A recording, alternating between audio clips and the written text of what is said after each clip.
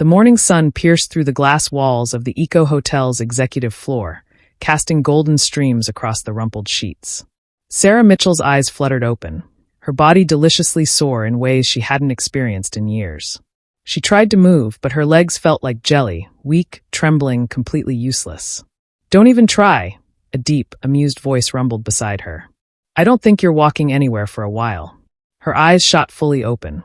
Reality crashed down like a bucket of ice water. She was wearing Marcus Chen's shirt. His expensive, custom-made white shirt that she'd ripped half the buttons off just hours ago. The shirt belonging to the man she'd publicly called a mediocre entrepreneur with delusions of grandeur, on national television 3 months ago. Marcus was lying beside her, propped up on one elbow, his bare chest displaying scratches she'd definitely put there. His dark hair was completely disheveled, her doing again. And he was looking at her with an expression that was equal parts smug satisfaction and something far more dangerous. Something that looked a lot like tenderness. "This didn't happen," Sarah said, her voice hoarse. She tried again to move her legs. They betrayed her completely. "Oh God, this really happened." "Multiple times," Marcus confirmed, that infuriating smirk playing on his lips. "Would you like me to remind you of the specifics? Because I have a photographic memory, and Mitchell, you were very vocal about what you wanted." Sarah grabbed a pillow and threw it at his face. "Shut up, Chin." He caught it easily, laughing.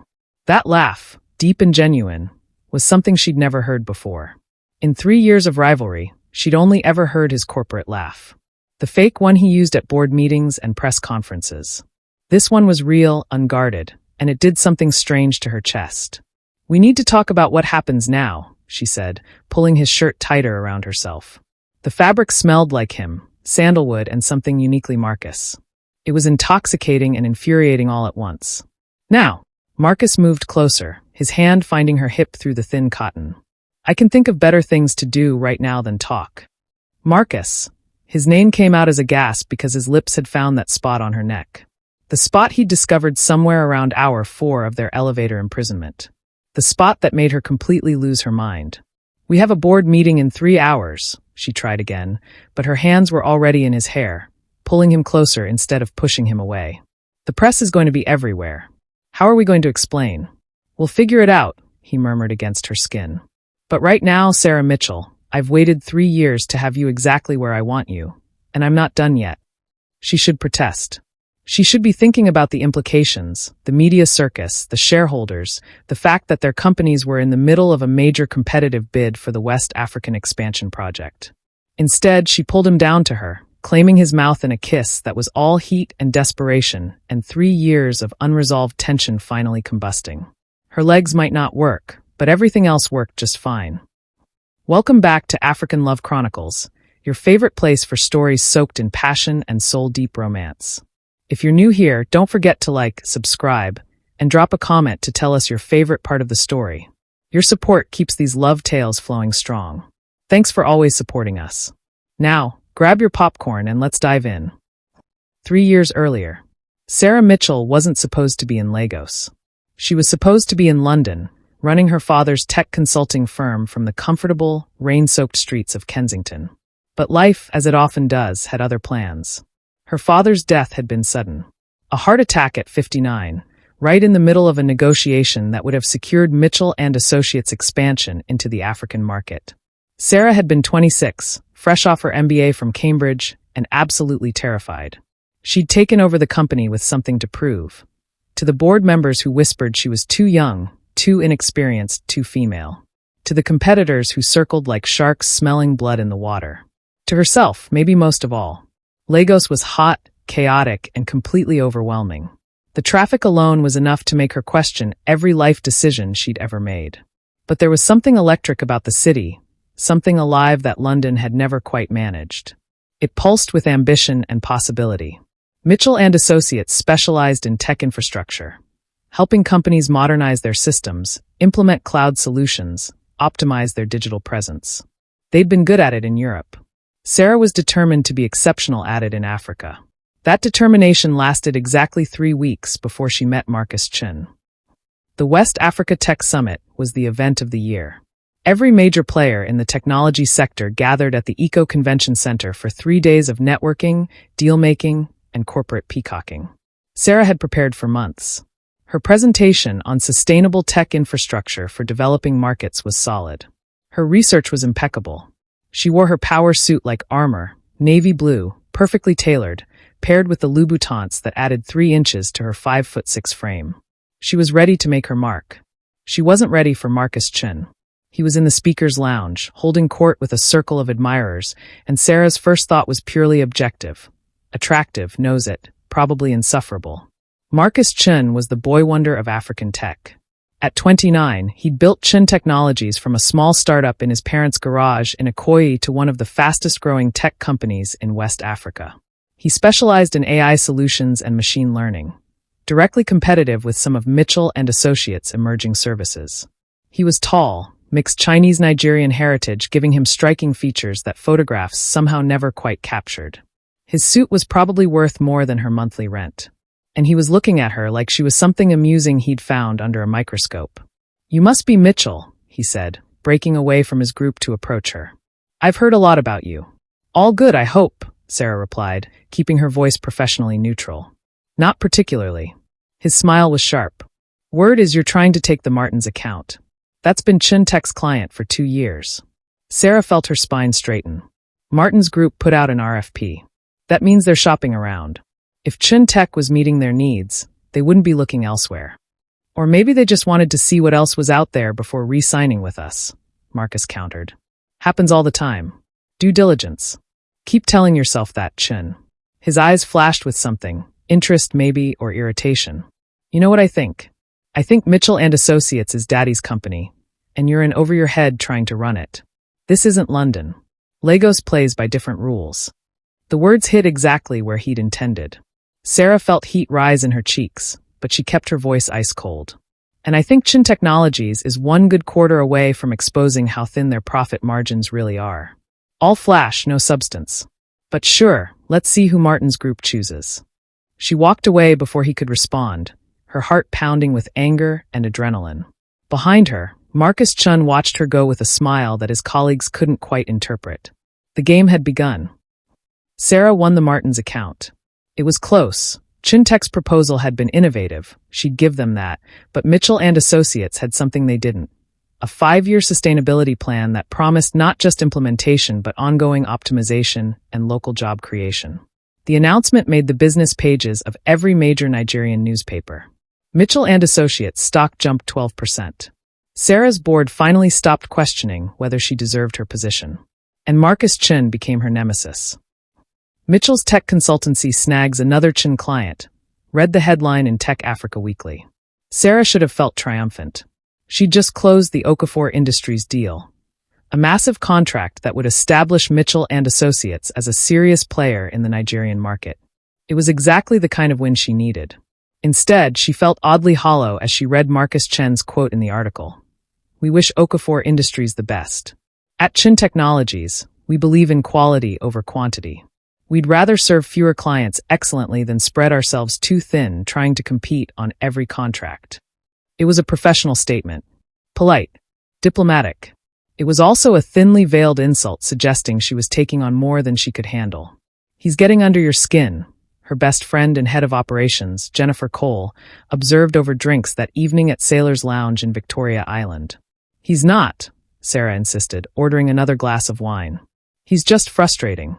He's hot, and you two have this whole enemies-to-lovers tension thing going on," Jennifer said with a grin. "Seriously, Sar, the way you talk about him." "I do not have tension with Marcus Chun," Sarah interrupted firmly. "I have a competitive professional relationship with a rival company's CEO. That's all." "Sure. That's why you check his company's press releases daily. Business intelligence. That's why you wore that red dress to the Digital Innovation Awards when you knew he'd be there. I wore that dress because it's professional and flattering. That's why you've turned down every eligible man who's asked you out in the past year." Sarah opened her mouth to protest, then closed it. "I've been busy." Jennifer gave her a knowing look. "Busy obsessing over Marcus Chun." "I'm going home," Sarah announced, grabbing her purse. "You're being ridiculous." But as she drove home through Lagos traffic, she couldn't quite shake Jennifer's words. The truth she wouldn't admit even to herself, was that Marcus Chun fascinated her. She hated him, yes. Hated his arrogance, his smugness, the way he seemed to anticipate her every business move. Hated that he was genuinely brilliant, that his innovations were often better than hers, that he pushed her to be sharper, smarter, more creative than she'd ever had to be. But fascination and hatred, she was learning, weren't mutually exclusive. They ended up on the same panel at the Africa Rising Conference, the future of tech infrastructure in emerging markets. Sarah had tried to get out of it. The last thing she wanted was to sit on a stage with Marcus Chun for 90 minutes, pretending to be collegial. But her PR team had insisted. It was too high-profile to decline. Marcus, apparently, had no such reservations. He arrived 15 minutes before the panel started, looking unfairly good in a charcoal suit. He took the seat next to her, despite 3 other empty chairs. "Mitchell," he greeted her with that smile she'd grown to loathe.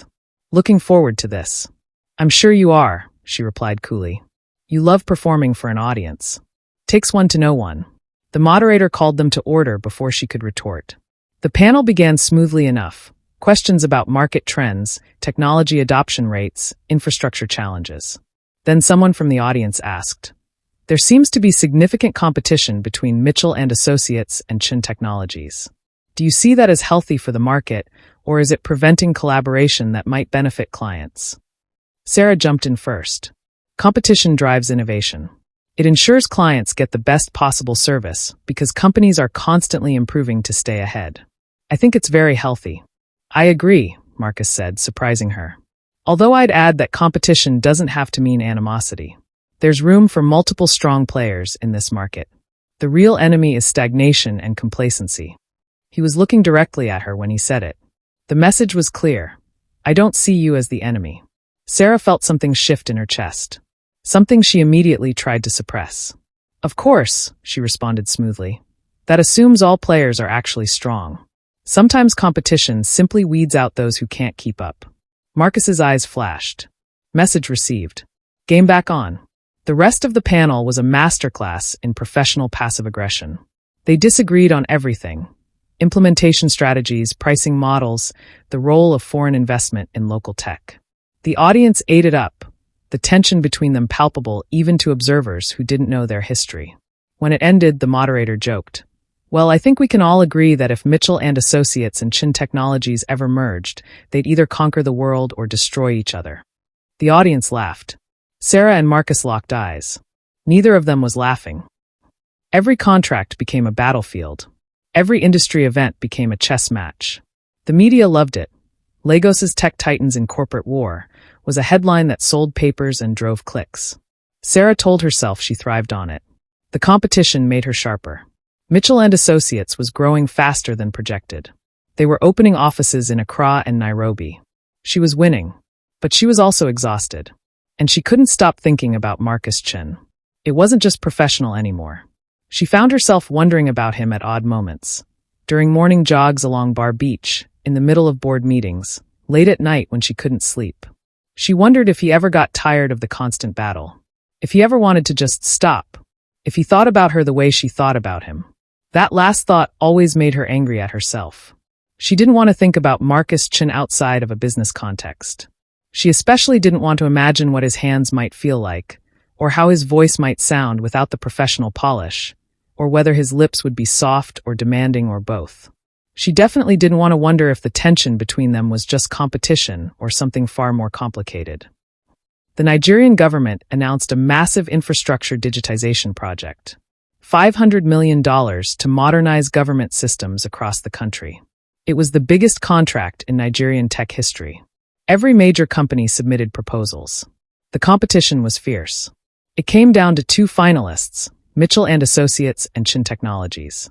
The announcement would be made at the National Tech Showcase in 6 months.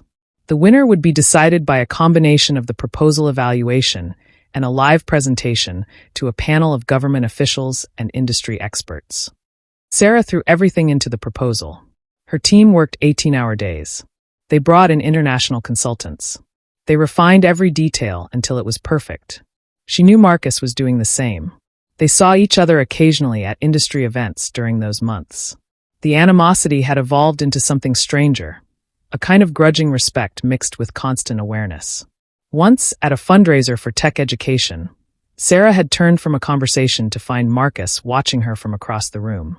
Their eyes met, and for a moment, something passed between them. Something electric and terrifying. He'd raised his champagne glass in a small salute. She'd nodded back, her heart racing inexplicably. Then he'd disappeared into the crowd, and Sarah had spent the rest of the evening telling herself she'd imagined the heat in his gaze. 3 months before the elevator. Marcus won the government contract.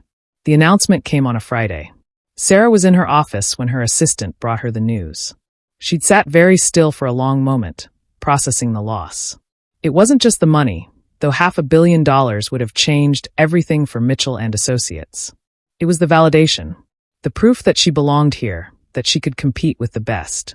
Instead, Marcus had won. She left the office early, something she never did. Drove to Bar Beach and walked along the shore until sunset, trying to sort through the tangle of emotions. Disappointment, anger, frustration, and underneath it all, a weird sense of relief she didn't want to examine too closely. Her phone rang. Unknown number. Hello. Sarah. She recognized his voice immediately. What do you want, Marcus? Are you okay? The question surprised her. I'm fine. Congratulations on your win. I'm sure you're thrilled. I wanted to call you before it went public, but the government insisted on the press conference first. He paused. Your proposal was better. Sarah stopped walking. What? Your proposal was better, he repeated. More comprehensive, more sustainable, better long-term planning. You should have won. Then why didn't I? Politics. Chun Tech has been courting government contracts for 5 years. We have relationships, history. It wasn't about the quality of the work. It was about comfort, familiarity. Is this supposed to make me feel better? Sarah asked, anger flaring. Because it doesn't. It makes it worse. You're telling me I lost because of nepotism. I'm telling you that you're the best in the business, and everyone knows it, including me, Marcus said quietly. I'm telling you that I respect the hell out of what you've built, and I'm sorry that this particular fight wasn't fair. Sarah didn't know what to say. In 3 years of rivalry, Marcus had never spoken to her like this. Never shown vulnerability or honesty or anything beyond corporate competitiveness. Why are you really calling? She asked. A long pause. I don't know. I wanted to hear your voice. Make sure you were okay. Her heart did something complicated. I'm okay, Marcus. I'll survive.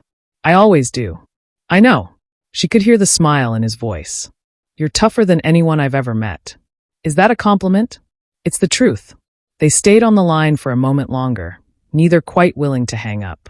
I should go, Sarah finally said. Yeah. Another pause. Mitchell? Chun. See you at the showcase next month? I'll be the one outbidding you on everything else, she promised. He laughed. I'd be disappointed if you weren't. After he hung up, Sarah stood on the beach for a long time, her phone clutched in her hand, trying to understand what had just happened. The day before the elevator. The National Tech Showcase was held at the Eco Hotel. 3 days of exhibitions, presentations, and networking.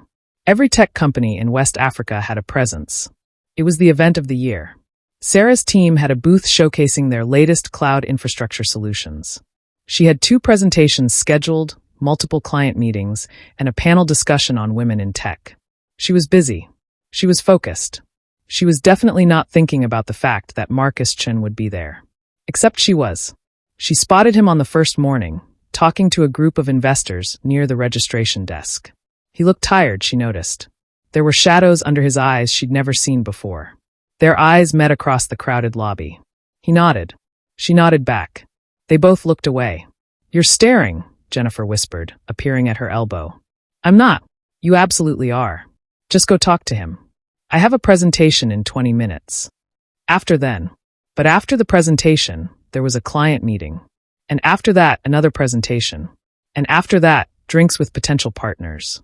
Sarah didn't see Marcus again until the evening reception on the hotel's rooftop terrace. Legos spread out below them, a glittering sprawl of lights and life. The air was warm, filled with the sound of conversation and laughter and clinking glasses. Sarah was nursing a gin and tonic, half listening to a conversation about blockchain applications, when she felt someone approach from behind. Running away from me? Marcus's voice was low, amused. She turned. He was standing closer than professional distance required. He had a whiskey in one hand, and that infuriating smile on his face. Don't flatter yourself, Chin. I've been busy. So have I. Doesn't mean I haven't noticed you avoiding me all day. Maybe I just don't have anything to say to you. That would be a first.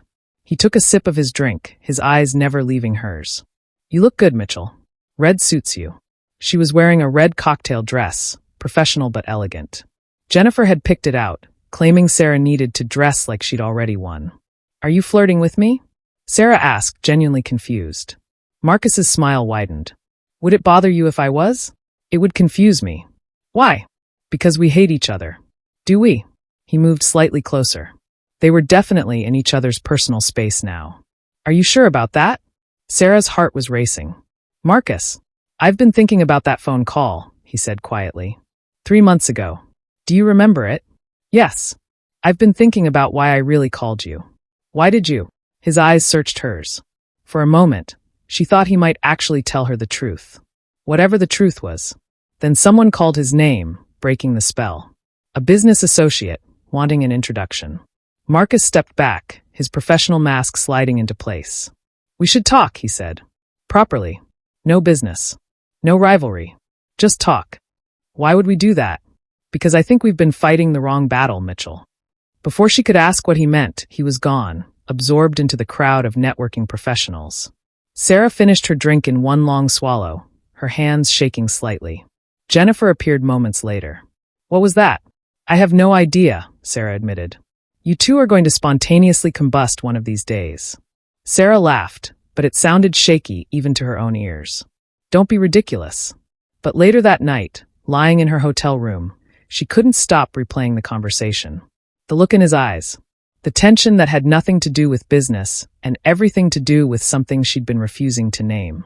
She fell asleep thinking about Marcus Chun and woke up still thinking about him. That morning, Sarah had 3 back-to-back meetings starting at 9 a.m. She was running late, not like her, but she'd barely slept, and she needed coffee before she could function. She was hurrying toward the elevator bank, juggling her laptop bag, phone, and a folder of presentation materials, when she heard the familiar voice. Late, Mitchell? That's not like you. Marcus was standing by the elevators, looking annoyingly well-rested and put together. Charcoal suit again. Blue tie that brought out his eyes. Sarah refused to notice these things. Some of us actually work instead of just showing up to collect awards, she retorted. Ouch! But he was smiling. Which floor? 15. Same. Of course. The universe clearly had a sense of humor. The elevator arrived, empty, thankfully, and they stepped in together. Marcus pressed the button for 15. The doors slid shut. They'd barely cleared the 3rd floor when the elevator lurched, shuddered, and stopped completely. The lights flickered and died, replaced by dim emergency lighting. You've got to be kidding me, Sarah muttered. Marcus was already on his phone, but there was no signal. The elevator's emergency phone was dead too. Backup systems must be out, he said, checking the control panel. Probably a power issue with the conference. Too many people using too much equipment. How long until they fix it? He looked at her. Could be minutes. Could be hours. Lagos electricity isn't exactly reliable. Sarah's 3 meetings flashed through her mind. The partnership deal she was supposed to close. The presentation that could secure them 2 new clients. This can't be happening, she said. Well, it is. Marcus loosened his tie, leaning against the elevator wall. Might as well get comfortable. I can't get comfortable. I have. Meetings, I know. So do I. But unless you can walk through walls, we're stuck here until they fix the power. Sarah wanted to argue, but he was right. She sank down against the opposite wall, pulling her knees up. The elevator was spacious, at least, a service elevator for the conference, big enough to hold equipment carts. But not nearly big enough to share with Marcus Chun for an indefinite period. They sat in silence for the first 20 minutes. Sarah tried her phone repeatedly. Marcus attempted to pry the doors open. Nothing worked. We should conserve phone batteries, Marcus finally said. In case we need them later. How very practical of you. One of us has to be. Sarah glared at him across the dim space. What's that supposed to mean? It means you're clearly panicking about your meetings, and that's not going to help anything. I'm not panicking. Your left eye twitches when you're stressed. It's twitching. She touched her eye self-consciously. How do you know that? I notice things about you. He said it casually, like it was obvious. You tap your pen 3 times before making a decision in meetings. You drink your coffee black, but you actually hate it. You add sugar when you think no one's watching. You're left-handed, but you've trained yourself to use your right hand for presentations because you read somewhere it looks more authoritative. Sarah stared at him. You've been watching me? We've been competing for 3 years. Of course I've been watching you. Know your enemy and all that. Is that what I am? Your enemy? Marcus held her gaze. I don't know, Sarah. What are we? The use of her first name, spoken in that low voice in the darkness, made something flutter in her stomach. Rivals, she said firmly. Competitors. Right. That's all. What else would we be? He looked like he might answer, then shook his head. Never mind. No, what were you going to say? Forget it. Marcus. I said forget it. They lapsed into tense silence. Sarah could feel her frustration building. 3 years of rivalry, of tension, of unspoken, whatever this was, and they were finally alone, stuck together, and he was shutting down. Why did you really call me that day? She asked suddenly. After you won the government contract. Why? Marcus was quiet for so long she thought he wouldn't answer. Because I wanted to hear your voice, he finally said. Because I just won the biggest contract of my career, and the first person I wanted to tell was you. Not my board. Not my investors. You. And I didn't know what the hell that meant, so I made up some excuse about checking if you were okay. Sarah's heart was pounding. Marcus. And last night, he continued, looking at her intently, when I said we've been fighting the wrong battle, I meant that maybe we've been so busy being rivals that we missed the fact that I actually... What? She was barely breathing. That I actually respect the hell out of you. Admire you. That competing with you has made me better at everything I do. That somewhere along the way, this stopped being just business for me. The air between them felt charged, electric. It stopped being just business for me a long time ago, Sarah whispered. We should play a game, Marcus said suddenly. Sarah blinked. What? We're stuck here. We might as well do something other than sit in awkward silence after that confession. That wasn't awkward. Wasn't it? She considered. Okay, maybe a little. What game? Truth or dare? Are we 12? You have a better idea? She didn't. Fine. You first. Truth, he said immediately. Did you really think my proposal was better for the government contract? Yes. Absolutely. Your whole sustainability framework was brilliant. The job creation metrics alone would have sold me. He paused. My turn. Truth or dare? Truth. Why do you hate me? Sarah laughed, startled. I don't hate you. You called me a mediocre entrepreneur with delusions of grandeur on national television. You called me an opportunist riding on Daddy's coattails to Tech Week magazine. Touché. He smiled. So why all the animosity? Because you're infuriating, Sarah said honestly. Because you're brilliant and innovative and you push me to be better, which I resent because it means I can't just coast.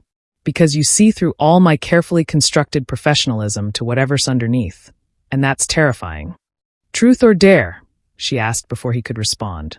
Dare. Tell me something real. Something you've never told anyone. That's not how dares work. My elevator, my rules.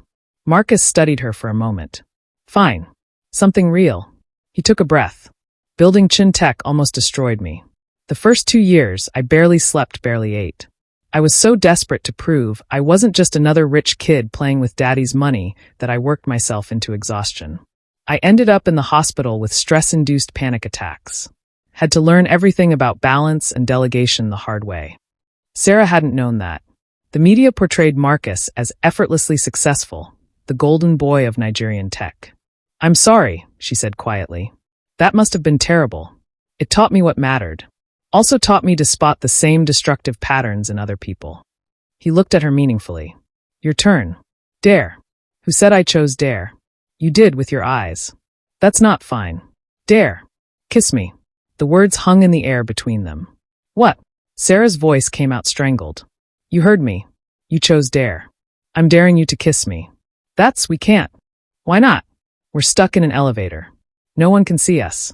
No media, no board members, no public. Just us. Unless you're scared. I'm not scared of you, Chin. Then prove it. It was a challenge. Everything between them had always been a challenge. Sarah pushed herself to her feet, crossed the small space between them.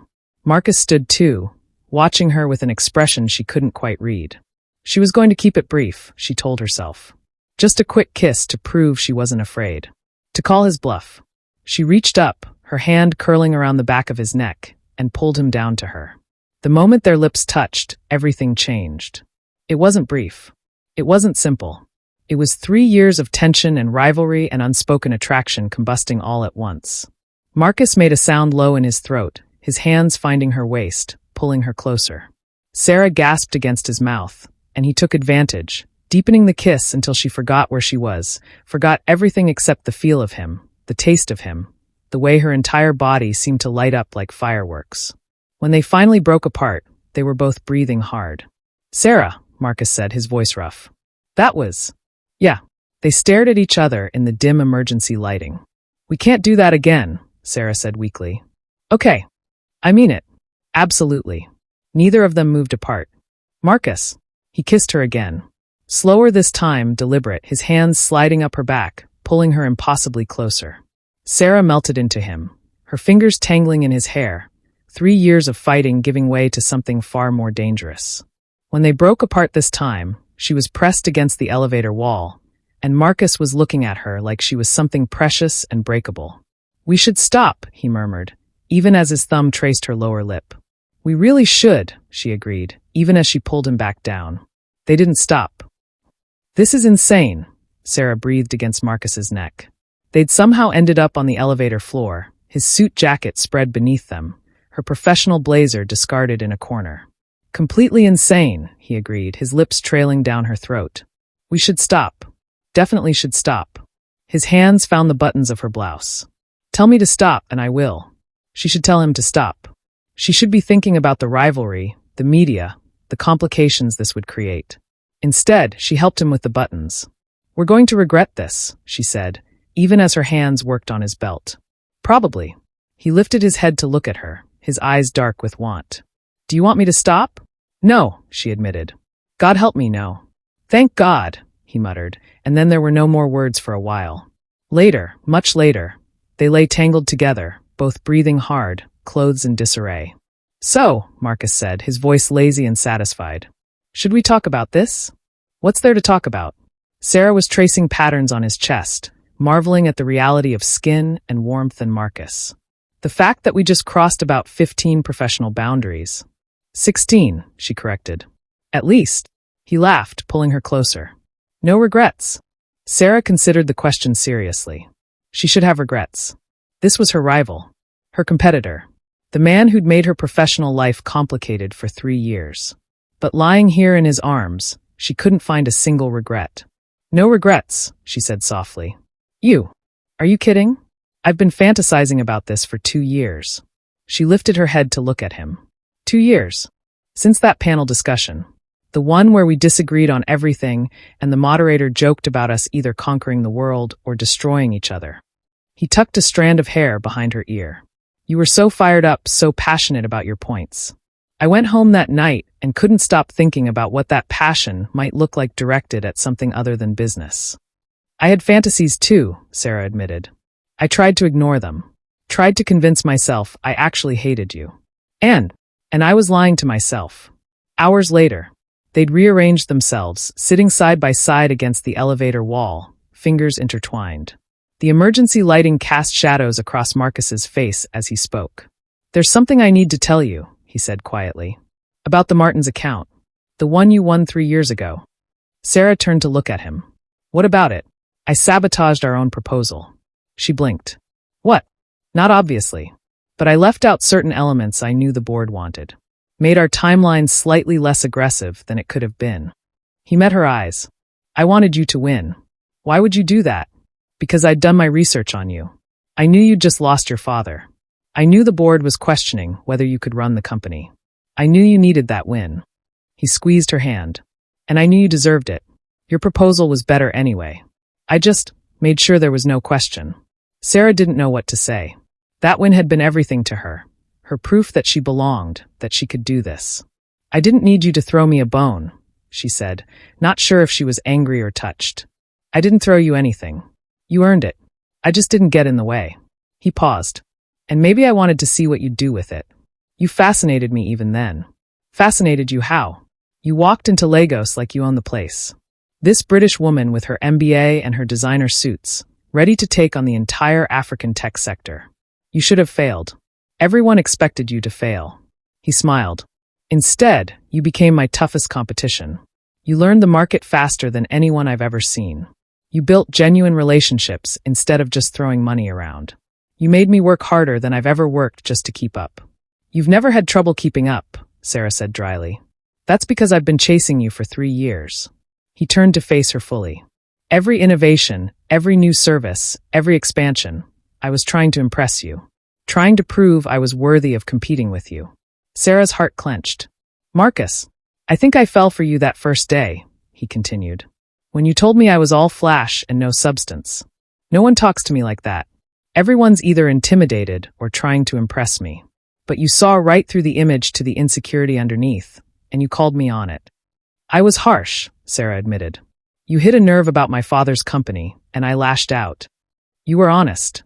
I needed someone to be honest with me. He brought their joined hands to his lips, kissing her knuckles. These past 3 years, competing with you, fighting with you, trying to one-up you, it's been the most alive I've ever felt.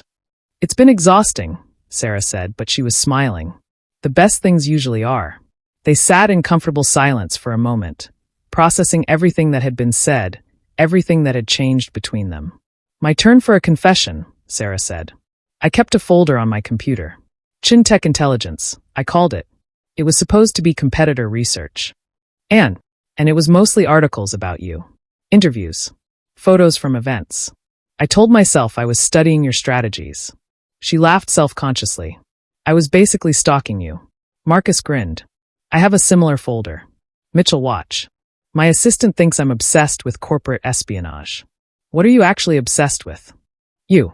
Obviously. He pulled her closer, his arm around her shoulders. The way you bite your lip when you're thinking. The way you gesture with your hands when you're passionate about something. The way you laugh.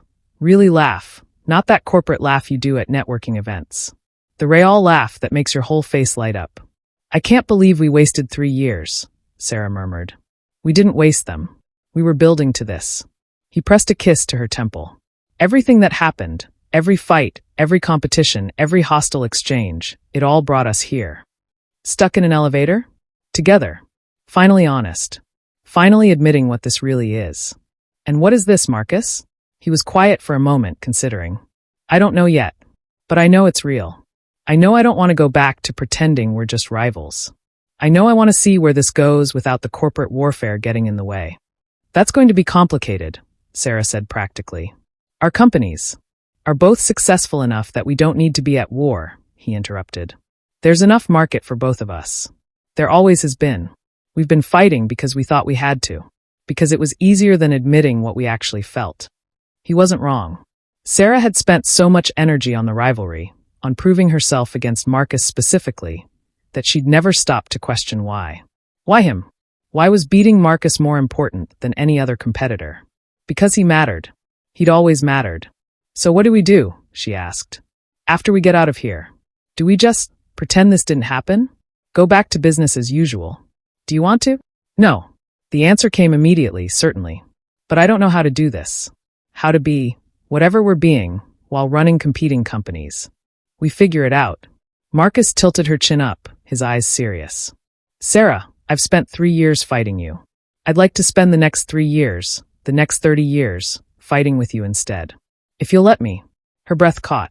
That's a hell of a thing to say after one elevator ride. This isn't about one elevator ride. This is about 3 years of buildup. 3 years of dancing around each other, pushing each other, making each other better. He cupped her face in his hands. Tell me you don't feel it too. Tell me I'm alone in this. You're not alone, she whispered. I feel it. I've been feeling it for so long I forgot what it was like not to feel it. He kissed her then, soft and sweet and full of promise. Not the desperate, frantic kisses from earlier, but something deeper. Something that felt like a beginning. Tell me something else real, Sarah said. They'd moved again, Sarah sitting between Marcus's legs, her back against his chest, his arms wrapped around her waist. Like what? Anything. Something no one else knows. Marcus was quiet, thinking. Chin Technologies almost went bankrupt last year. Sarah twisted to look at him. What? We overextended on the expansion into East Africa. The projections were too optimistic. We were bleeding money for 6 months. He tightened his arms around her. I had to take out personal loans to make payroll. Remortgaged my house. The government contract saved us. Without it, we would have had to close the Nairobi and Dar es Salaam offices, lay off half the staff. I had no idea. No one did. We kept it very quiet. But that's why winning that contract mattered so much. It wasn't just about beating you, though that's what I let everyone think. It was about survival.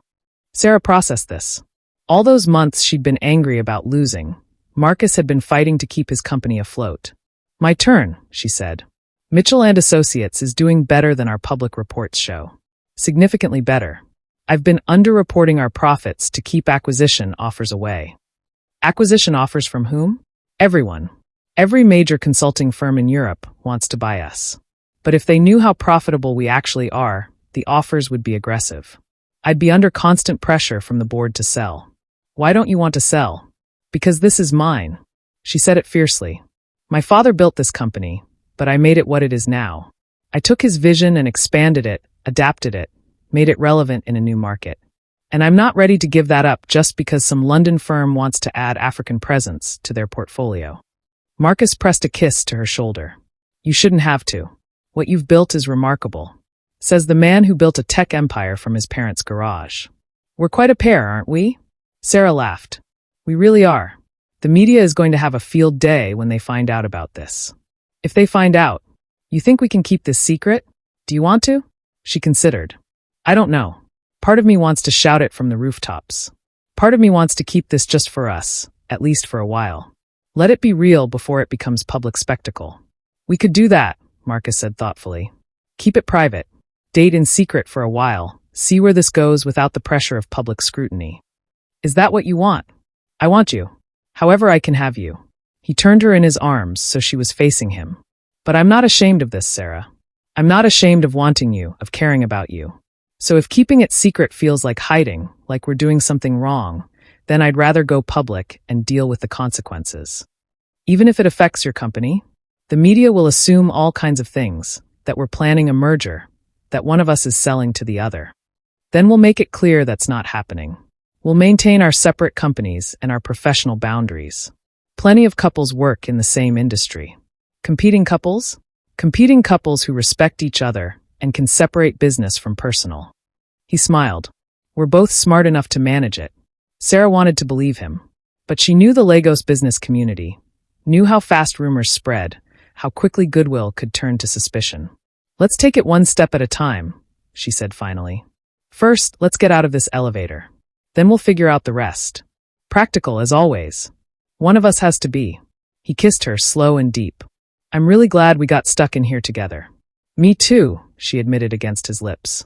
Even though I've missed 3 meetings and my entire team probably thinks I'm dead. They'll forgive you when you tell them you were trapped in an elevator. I'm definitely not telling them what we did in the elevator. Marcus grinned wickedly. Probably wise. Hour 6, vulnerability. I'm scared, Sarah admitted quietly. They'd been silent for a while, just holding each other, but the words had been building inside her. Marcus pulled back to look at her. Of what? This. Us. That we're making a huge mistake based on being trapped together. She bit her lip. That we're confusing adrenaline and proximity for something real. That when we get out of here, we'll realize we still hate each other. We don't hate each other, Marcus said firmly. We never did. But I understand the fear. He brushed a strand of hair from her face. I'm scared too. Of what? That I'll screw this up. That the rivalry was easier than whatever this is, and I'll fall back into old patterns. He took a breath. That you'll realize I'm not as impressive as you think. That competition Marcus is more appealing than relationship Marcus. Why would you think that? Because competition is what I'm good at. Building, fighting, winning. That's my comfort zone. But this, he gestured between them. Being vulnerable, being honest, being soft? I'm not good at that. You're being pretty vulnerable right now. It's terrifying, he admitted with a half smile. Every time I tell you something real, I want to take it back, put the armor back on. But I don't want to do that with you. I want to be real with you. Sarah kissed him gently. Then be real. Be scared. Be vulnerable. I'll do the same. What else are you scared of? That I'll lose myself in this, she said honestly. I've built my entire identity around being strong, independent, not needing anyone. My father always said emotion was weakness in business. I learned to compartmentalize, to keep everything professional and controlled. She looked at Marcus. But you make me want to lose control. And that's terrifying.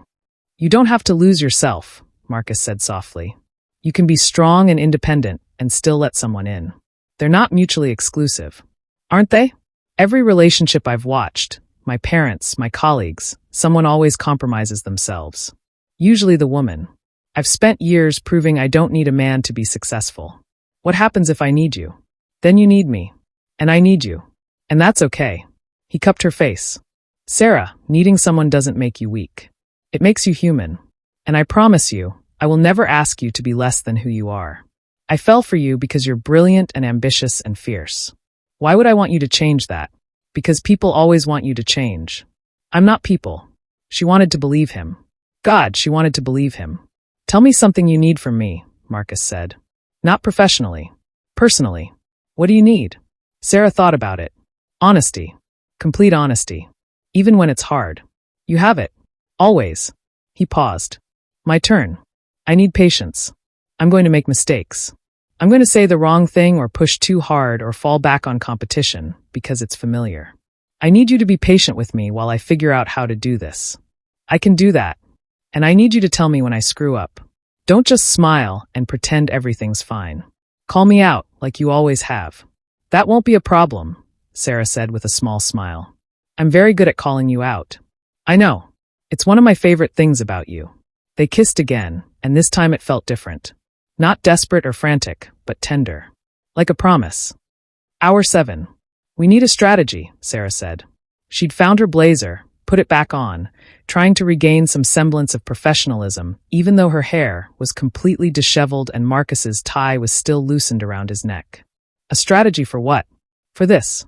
For us. For when we get out of here. She started pacing the small space of the elevator. 3 steps one way, 3 steps back. The showcase ends tomorrow. We both have to give statements to the media about our respective projects. How do we handle that? We handle it professionally. We're both adults running successful companies. Nothing has to change publicly. Everything has changed, Marcus. Yes, but they don't need to know that immediately. He stood, catching her hand as she paced past. Sarah, slow down. We don't have to figure everything out right now. Yes, we do. Because the moment these doors open, we're back in the real world. And in the real world, we're competitors. Rivals. The media calls us the tech titans of Lagos. They're invested in our war. Then we give them a better story. The enemies to lovers arc. People eat that up. This isn't a movie, Marcus. Our board members, our investors, our employees, they all have expectations. They all have stakes in our companies remaining separate and competitive. Why do they have to remain competitive? Why can't we collaborate? Sarah stopped pacing. What are you suggesting? I'm suggesting we rethink the entire dynamic. Marcus pulled out his phone. Still no signal, but he pulled up a document from his files. Look, these are Tech's upcoming projects. And these, he gestured to her phone, are probably Mitchell's. I'd bet at least 40% of them overlap. Sarah pulled up her own project list, comparing. He was right. Cloud infrastructure for healthcare providers. Educational technology platforms. Smart city initiatives. They were pursuing almost identical markets. We waste so much time and money competing against each other, Marcus continued. What if we pooled resources on some of these? Not a merger, not an acquisition, a partnership. Tech's AI and machine learning expertise combined with Mitchell's implementation and sustainability framework. Our boards would never approve it. Why not? It makes business sense. We'd be stronger together than apart. We could take on projects neither of us could handle solo. We could bid on international contracts that require both our specialties. Sarah's mind was racing, seeing the possibilities. It would have to be carefully structured. Equal partnership, clear boundaries about proprietary technology, separate branding. All negotiable. All doable. Marcus was getting excited now, the way he always did when he saw an opportunity. Think about it, Sarah. Instead of constantly trying to destroy each other, we could build something bigger than both of us. The media would assume it's because of a personal relationship. Let them assume. Or we confirm it. Or we keep our personal lives private and just talk about the business benefits. He took her hands. Look, I know this is moving fast. I know it's scary. But we're both strategic thinkers. We can figure this out. Sarah bit her lip, thinking, if we did this, if we formed any kind of partnership, it would have to be legitimate. Real business value, not just an excuse to spend time together. I won't compromise my company for a relationship. I would never ask you to. This would be good for both our companies. I genuinely believe that. He squeezed her hands. But I also believe we could be good for each other. Not just professionally. You really think we can do both? Business partnership and personal relationship. I think we've been doing a version of it for 3 years. We've just been doing the antagonistic version. This would be the collaborative version. Despite her reservations, Sarah felt excitement building.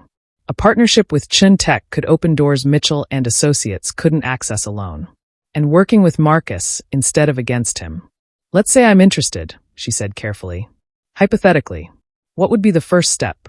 We present the idea to our respective boards. Separately, so there's no appearance of collusion. We each make the business case for why a strategic partnership benefits our company. Then, if both boards approve, we negotiate terms. And our personal relationship? We can keep that private until we're ready to go public. Or until someone finds out. It's Lagos. Someone always finds out eventually. He pulled her closer. But the business partnership stands on its own merit, regardless of what's happening between us personally. Sarah leaned her forehead against his chest, breathing in his scent. This is crazy. Crazy good or crazy bad? I don't know yet. Ask me when we get out of here. You know what I think? Marcus tilted her face up to look at him. I think you're brilliant and ambitious, and you see the opportunity here. I think you're just scared to want something this badly. He wasn't wrong. Sarah had spent years being cautious, strategic, never letting herself want anything too much because wanting meant vulnerability. But maybe it was time to be brave. Okay, she said. Let's do it. Let's pitch the partnership idea to our boards. See if they go for it. Yeah. But Marcus, she poked his chest. If this falls apart, if it damages my company, I will destroy you. He grinned. I'd expect nothing less. They sealed the agreement with a kiss that quickly escalated into something more heated. When they finally broke apart, both breathing hard, Marcus laughed. We're never going to get any work done, are we?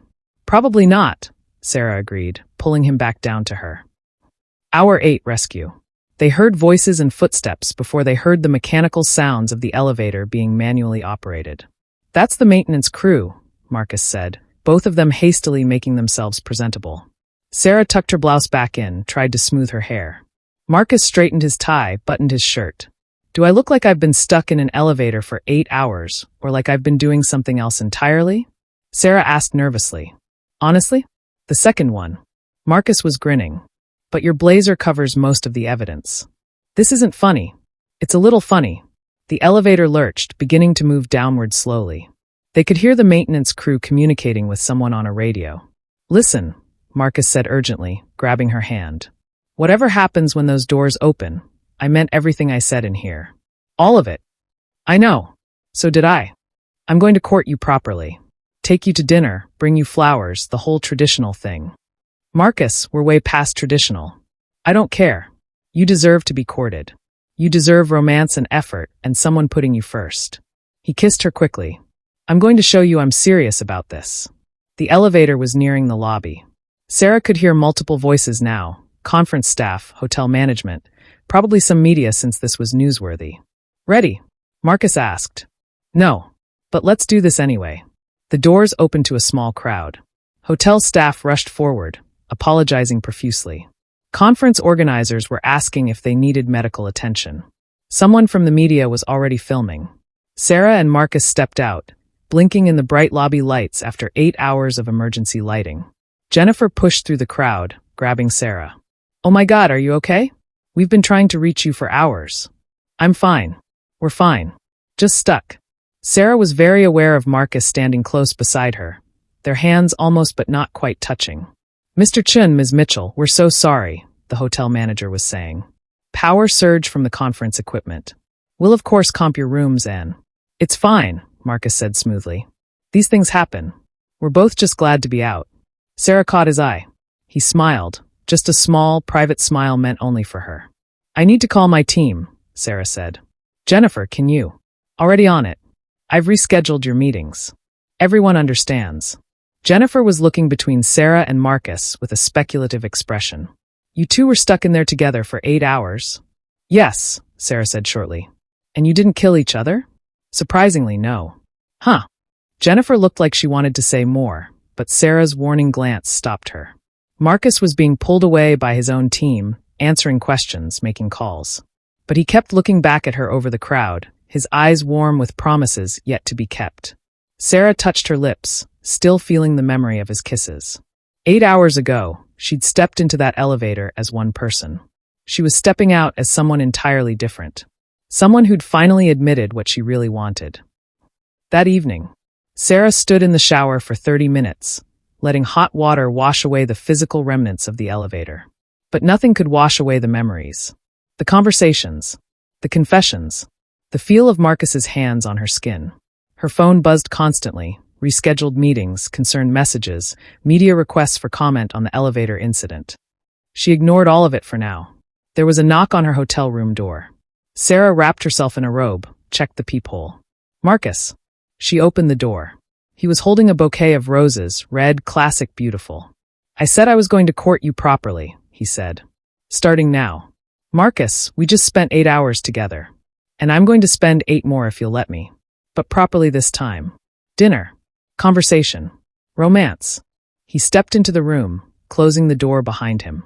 I ordered room service. It'll be here in 20 minutes. That gives you time to get dressed, and me time to not rip that robe off you immediately. Sarah laughed despite herself. This is insane. You keep saying that, but you're not sending me away.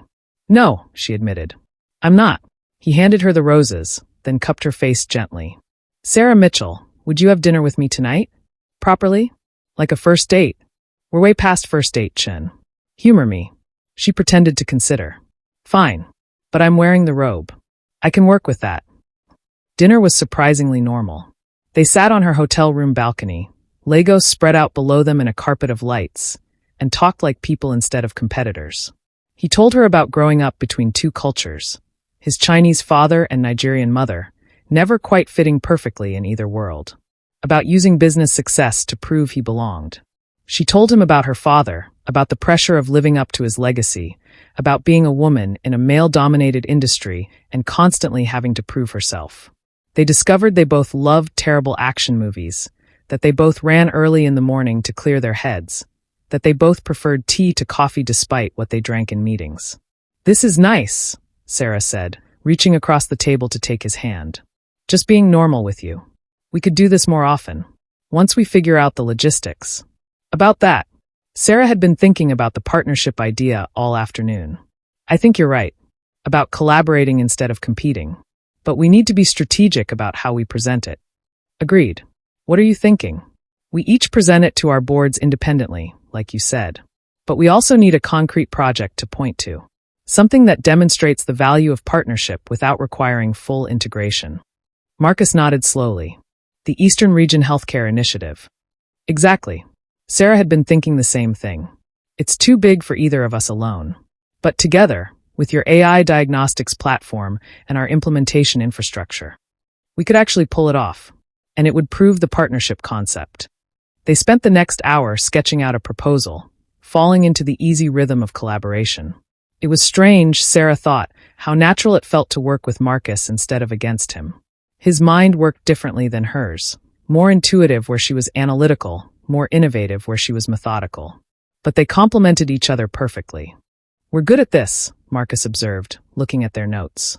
The working together thing. We're good at the other things too, Sarah said, her voice dropping slightly. His eyes heated. Ms. Mitchell, are you propositioning me? Maybe. Is it working? He was around the table in seconds, pulling her to her feet, his mouth finding hers with an urgency that suggested dinner was over. I was supposed to be romancing you, he muttered against her lips. You brought flowers. That counts. Sarah was already working on his shirt buttons. Now shut up and take me to bed. Bossy. You love it. I really do, he admitted, and then there were no more words for a very long time. Sarah woke to sunlight, a warm body next to hers, and the immediate realization that everything had changed. She tried to move. Her legs protested immediately. Told you, Marcus said smugly from beside her. Not walking anywhere. Sarah groaned, half embarrassed, half satisfied. This is your fault. You're not hearing me complain. He propped himself up, looking down at her with an expression that made her heart flip. Good morning, by the way. Morning. She reached up, tracing the line of his jaw. We have that board meeting in 2 hours. I know. We have to face the world. And explain. We don't have to explain anything. But yes, we should probably have a plan. He caught her hand, kissing her palm. What do you want to do? Sarah thought about it. They could keep this secret, hide their relationship while they worked on the business partnership. It would be easier, less complicated. But she was tired of hiding. Tired of pretending she didn't want this. I want to tell the truth, she said. Maybe not immediately, not to everyone. But I don't want to sneak around. I don't want to act like this is something shameful. It's not shameful. It's the best thing that's happened to me in years. The media is going to have a field day. Let them. We'll write our own story. Marcus kissed her softly.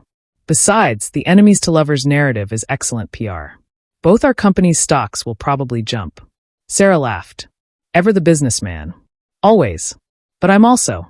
He hesitated, suddenly looking vulnerable. I'm also falling in love with you. Fast and hard and completely. And I don't want to hide that. Her breath caught. It was too soon to say those words. They'd known each other for 3 years, but had only really known each other for less than 24 hours. But maybe that was the point.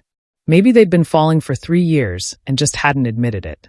I'm falling too, she whispered. It terrifies me, but I'm falling. He kissed her again, slow and sweet and full of promise. 2 weeks later. The partnership proposal had gone better than either of them anticipated. Marcus's board had approved it immediately, seeing the strategic value. Sarah's board had been more cautious, but had ultimately agreed to a pilot program with the healthcare initiative. The media had been intense.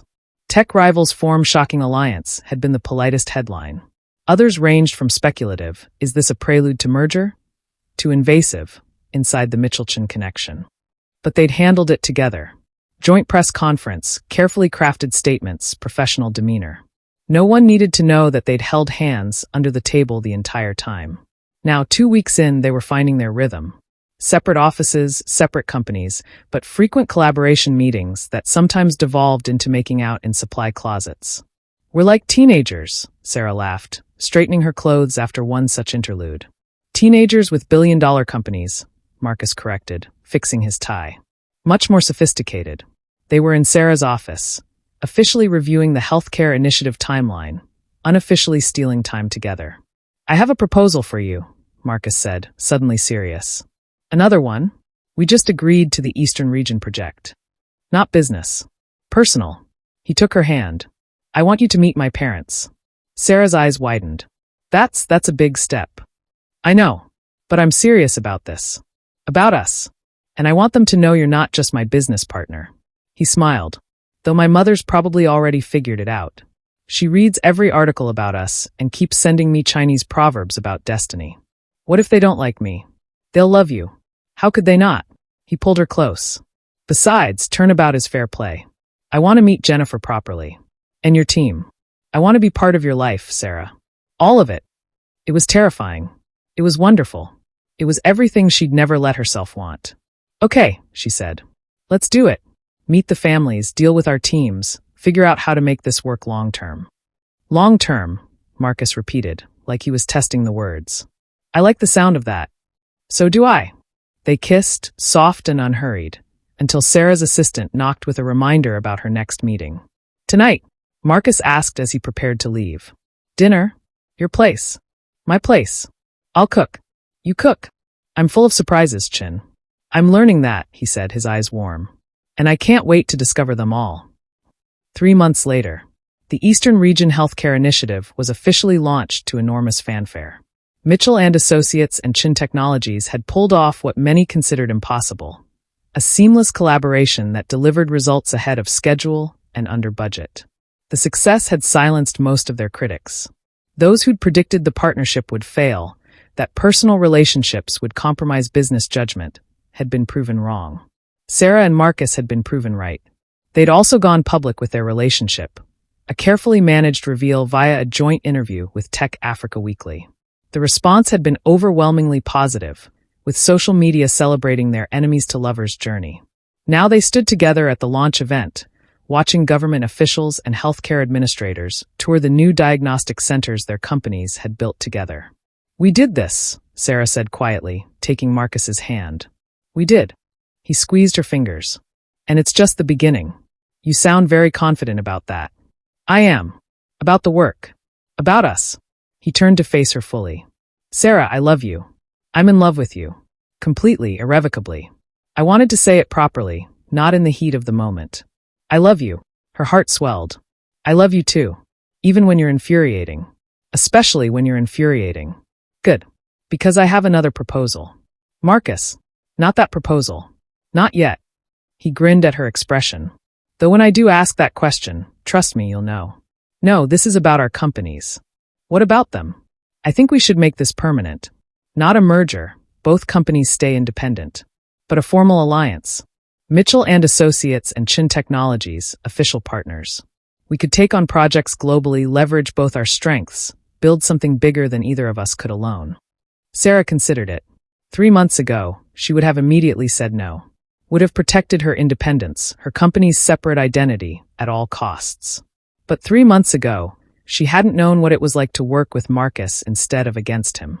Hadn't known how powerful they could be together. "I'm interested," she said carefully.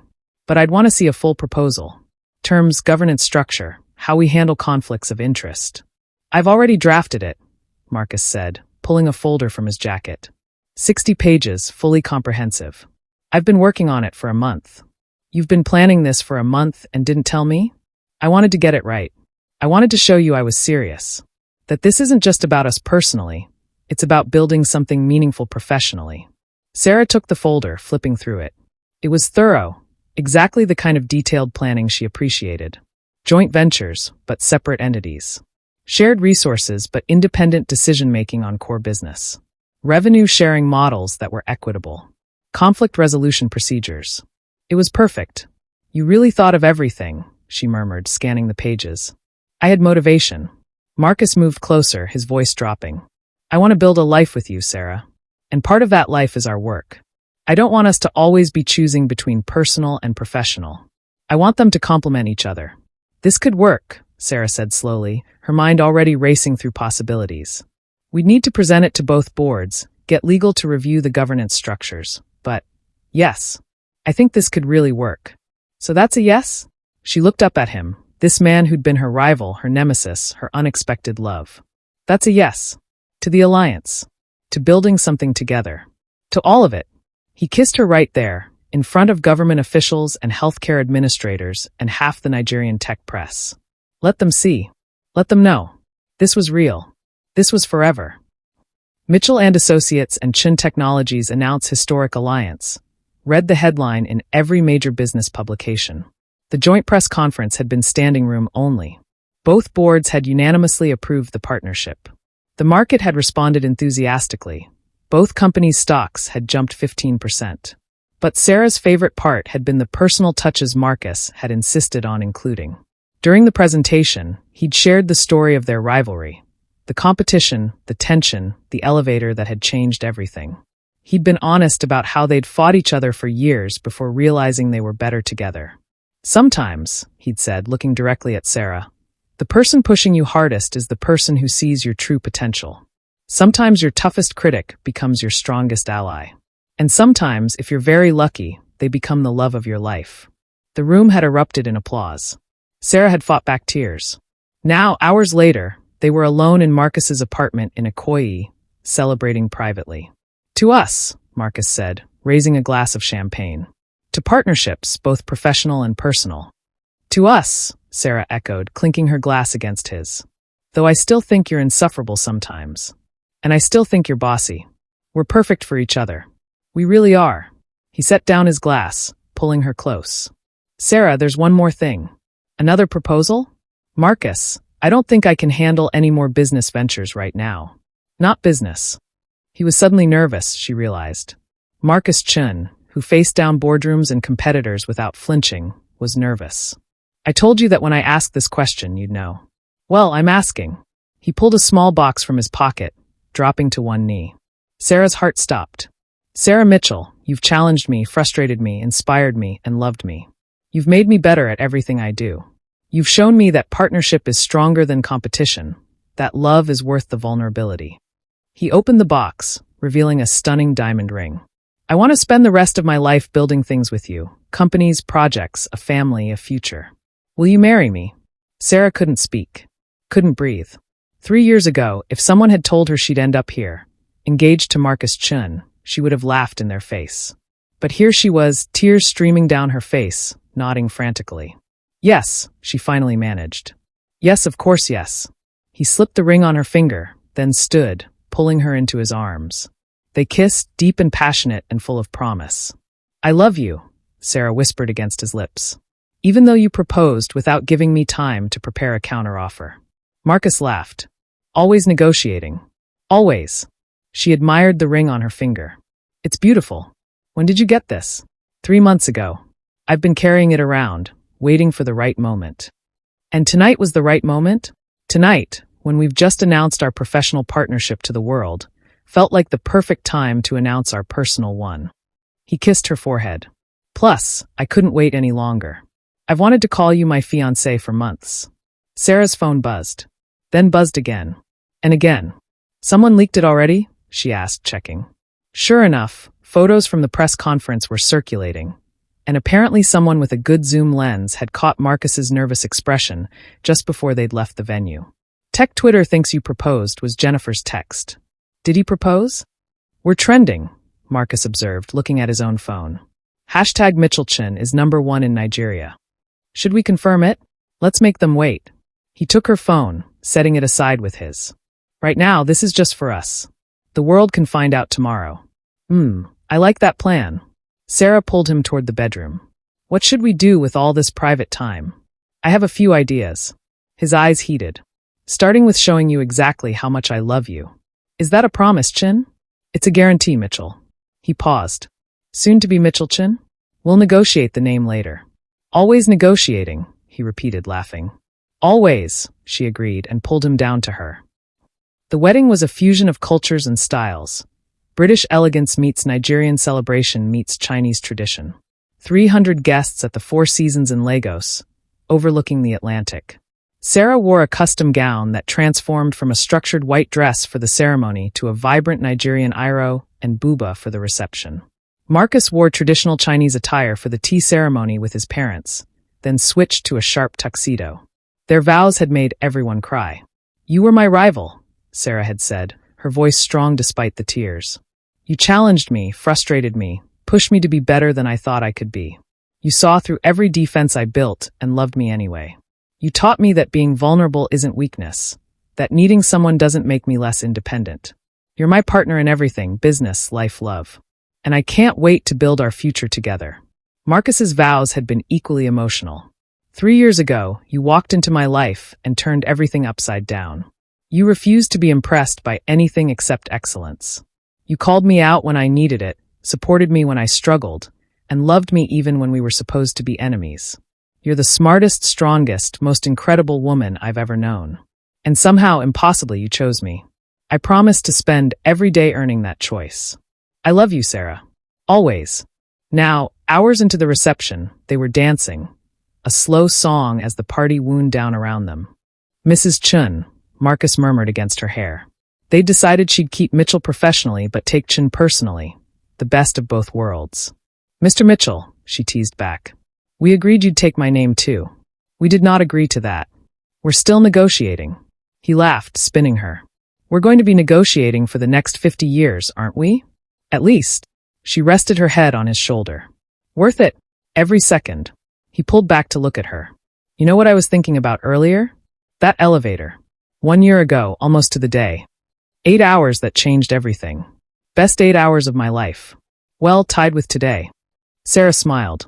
You know what's funny? I used to have nightmares about being stuck in an elevator with you. I thought we'd kill each other. We almost did. Then we did other things instead. Marcus. But she was laughing. What? I'm being honest. We got very creative in that elevator. We're at our wedding, and I'm remembering our beginning. Sue me. He kissed her softly. I love you, Sarah Mitchell-chin. My rival. My partner. My wife. I love you too. Even though you're still insufferable. And you're still bossy. Perfect match. Perfect match, he agreed. Sarah stood in front of the window in her office. Their office, technically, since Mitchelton Technologies, they'd eventually merged the companies fully 3 years ago, occupied the entire top floor of the new headquarters building in Victoria Island. She was 7 months pregnant with their second child. Their daughter, Amara, was 4 and currently terrorizing the company daycare downstairs with her best friend, Marcus's business partner's son. The company had grown beyond anything she'd imagined. They'd expanded into 12 African countries, opened offices in London and Beijing, and just closed a major deal with the AU for continental infrastructure development. They'd won awards, made enemies, made friends, changed industries. But more importantly, they'd built a life. Marcus came up behind her, wrapping his arms around her carefully, his hands resting on her belly. Meeting ran long, he said. Sorry. It's okay. How'd it go? We got the contract. All of it. Sarah turned in his arms. Marcus. That's huge. I know. He was grinning. We beat out Chinco, ironically. Remember them? My father's old company. The one you started in competition with. The very same. Turns out partnership really is stronger than rivalry. Sarah laughed. Who would have thought? Speaking of partnership, Marcus pulled out his phone, showing her a message. We got invited to speak at the Africa Rising conference. The 10th anniversary. They want us to talk about collaboration in tech. That's where we first met. Well, officially met. I know. We've come full circle. He kissed her. What do you think? Should we tell them the real story? The elevator and everything. I think we should tell them that sometimes the people who challenge us most are the ones who change us most. She smiled. And that love and business aren't mutually exclusive, they're complementary. Very diplomatic. I learned from the best. She kissed him again. I love you. Even after 5 years of marriage and running a company together and being pregnant again. Especially after all that, Marcus corrected. You know what I realized the other day? What? I don't even remember what it was like to compete against you. I can't imagine us as rivals anymore. You're my person. In every way. Sarah felt tears prick her eyes. Pregnancy hormones made her emotional about everything. You're my person too. My partner. My love. My formerly insufferable rival who became my everything. Formerly insufferable? Currently insufferable. But I love you anyway. He laughed, pulling her close. I love you too. Always. Their daughter's voice came through the office intercom, the daycare calling. Mommy. Daddy. Come see what I builded. Duty calls, Sarah said, smiling. Duty calls, Marcus agreed. They walked hand in hand toward the elevator. The same elevator bank where it had all started, though these elevators actually worked properly. Remember when we got stuck? Sarah asked as they waited. Best 8 hours of my life. Well, top 5. Only top 5? Our wedding. Both kids being born. The day we closed the AU deal. The elevator. See. Top 5. The elevator arrived. They stepped in together. You know what? Sarah said as the doors closed. If we got stuck again, I wouldn't mind. Yeah. Best conversations we ever have are when we're forced to be still. No phones, no meetings, just us. Marcus pressed the emergency stop button. The elevator halted. Marcus, we can't just. 5 minutes, he said, pulling her close. 5 minutes of just us. Before we go back to being parents and CEOs and all the rest of it. Sarah melted into him. 5 minutes. They stood there, holding each other, as Lagos hummed around them. The city where they'd built everything. Where they'd gone from rivals to partners to lovers to spouses to parents. Where they'd found each other. Thank you, Marcus said quietly. For what? For getting stuck in an elevator with me. For giving me a chance. For building this life with me. He kissed her forehead. For being you. Thank you for being insufferable enough to make it interesting, Sarah replied. He laughed and she laughed, and then they were kissing, and 5 minutes turned into 10 before they finally released the elevator and headed down to their daughter. Their life wasn't perfect. They still argued about business decisions, about parenting styles, about who forgot to call the contractor about the kitchen renovation. They still competed sometimes, pushing each other to be better. But they were partners first. Always partners. And Sarah wouldn't have it any other way. The end. Want more stories like this? Let me know in the comments what kind of love story you want to see next, because everyone deserves a love that challenges them, changes them, and makes them better. Hit that subscribe button so you never miss the next epic romance. Thanks for watching. Kisses.